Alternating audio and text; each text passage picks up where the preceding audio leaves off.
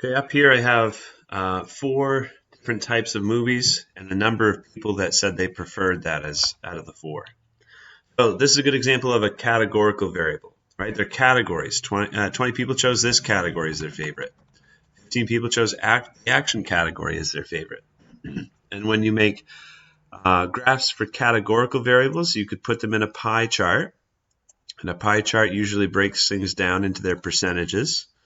And so if I wanted to calculate the percentages here, I wanted the total number of people, 20, 30, 40, plus 15, there's 45 people. So I'd want to write the percentages of each category next to them before I try to make the pie chart. So I take 20 people that liked horror, divide by the total number of people, so that's 44.4% roughly that for horror movies. Do the same thing for all the other ones.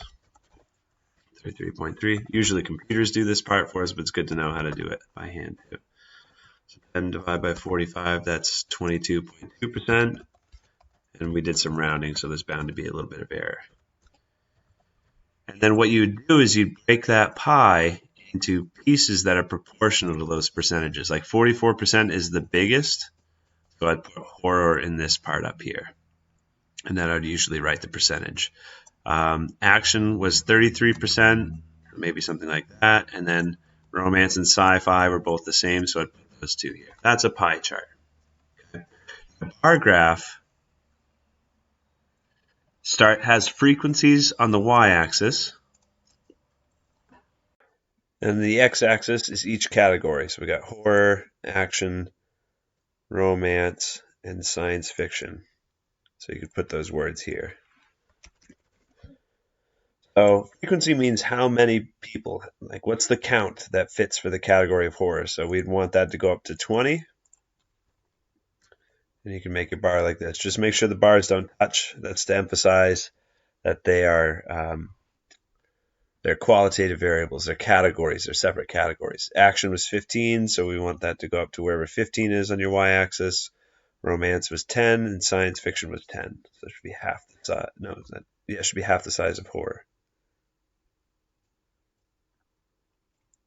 Okay, it's a real rough-looking bar graph, but that's a bar graph. Okay, so let's check out a couple of quick questions. A pie would be a good graph to show cell phone usage for the last 3 years.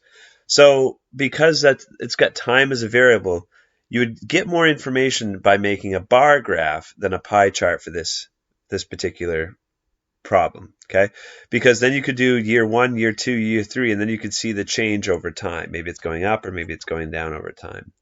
So I would write false here. A bar graph would be better than a pie chart, or a time plot is another type of graph we could make, but that's usually with a quantitative variable. Okay, and then another question. Oops. In a bar chart, one axis, usually the x-axis, displays the categories, and the y-axis displays, and it wants us to fill this in. Remember the bar chart, we called this, the y-axis, the frequency. It's either the frequency or the relative frequency on the y-axis, but it's usually just frequency. How do you spell that? I should know. I write it all. I got it wrong. Yeah, it's an E. Okay, frequency. Or frequencies. I guess I'm not sure if it's singular or plural, but frequency is on the y-axis.